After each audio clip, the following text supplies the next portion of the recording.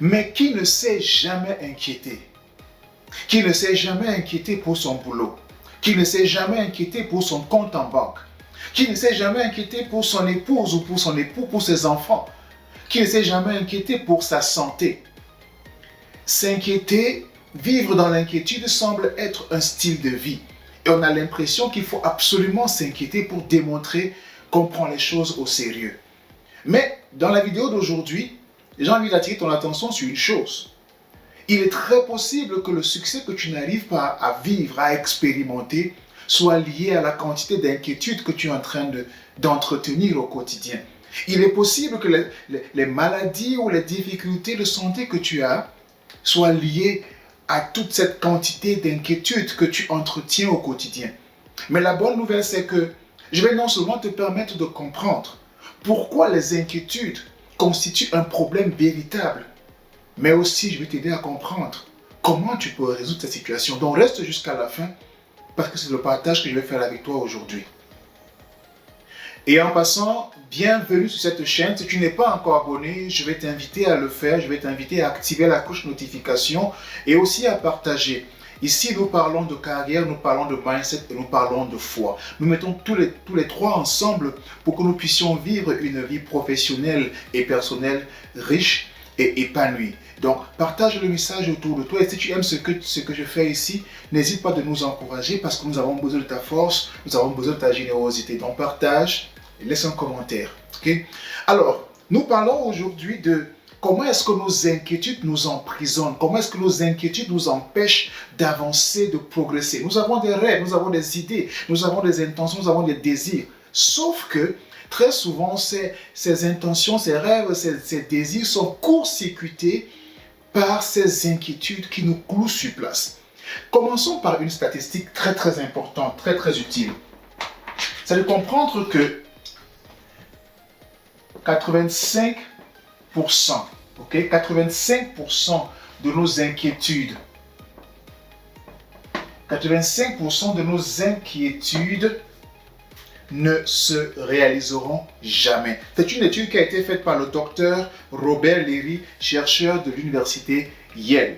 85% de nos inquiétudes ne se réaliseront jamais. Cela veut dire quoi? Cela veut dire que dans 85%, on s'inquiète par rapport au passé.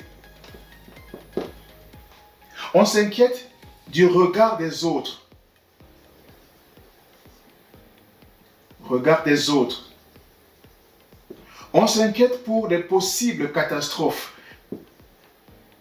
Des choses qu'on a imaginées dans notre esprit. Voilà ce pourquoi on s'inquiète. Ok? Et quand on passe le temps à s'inquiéter sur ces choses, on est en train de se mettre en difficulté. Par exemple, quand on s'inquiète du regard des autres, on pense que les autres sont en train de consacrer 100% de leur temps à s'occuper de nous. Alors que très souvent, ils ne pensent même pas à nous. Ils sont aussi préoccupés par leurs propres problèmes, par leurs propres difficultés. Et nous, on accorde, ok, de l'importance et on donne à cette situation tellement de force, tellement d'énergie. Et on gaspille 95%. Et on comprend que 95% des choses pour lesquelles on s'inquiète ne se réaliseront jamais. Donc, on a perdu du temps. Alors, qu'est-ce qui se passe?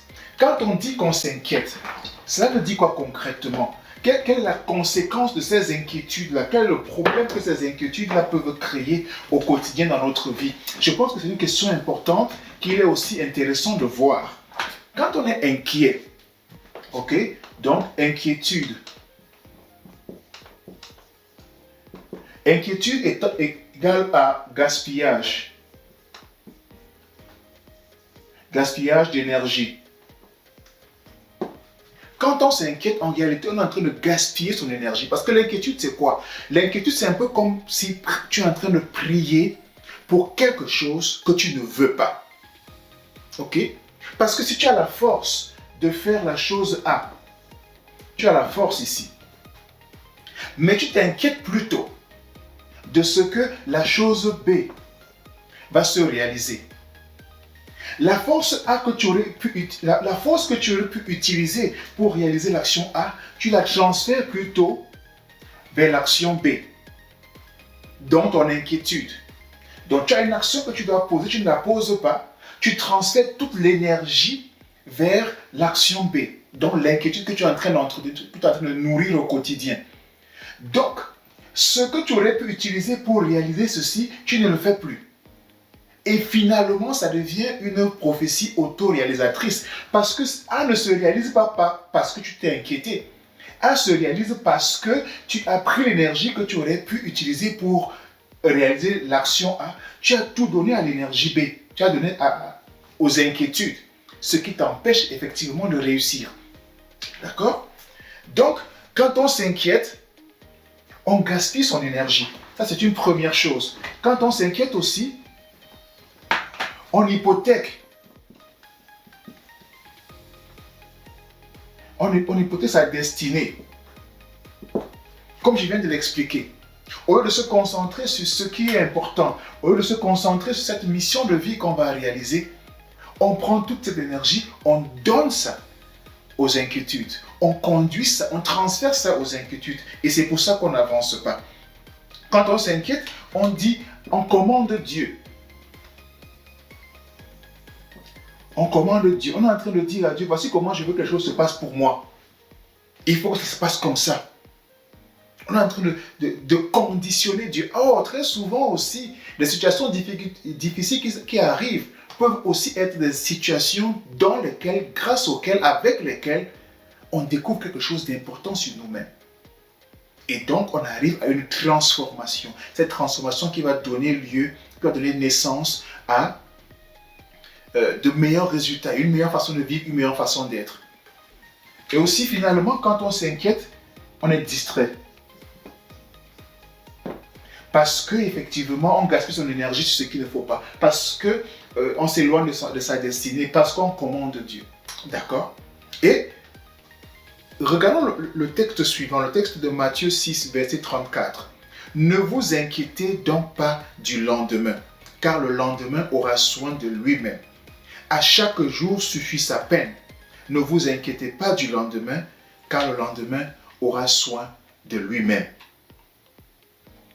Je t'ai dit au départ que les inquiétudes nous emprisonnent.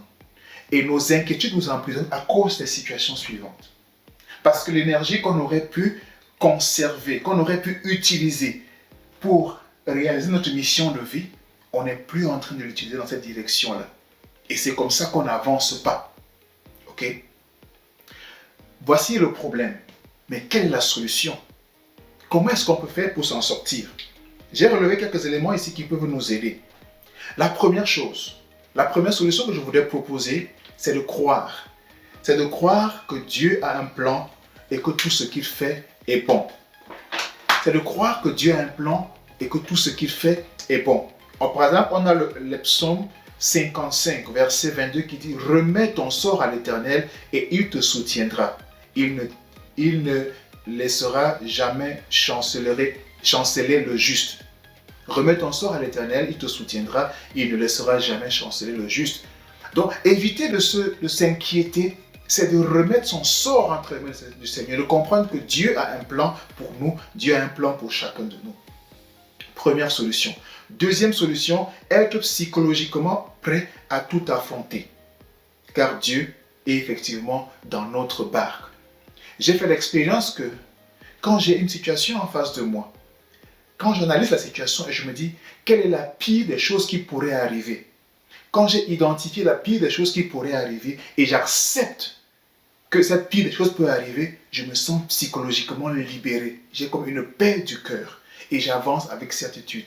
Non seulement parce que je suis libéré à cause de cette compréhension, mais parce que je sais que Dieu est dans ma barque. Quels que soient les vents qui vont souffler, Dieu est dans ma barque. Troisième chose, reconnaître qu'aucun degré d'inquiétude ne va résoudre le problème.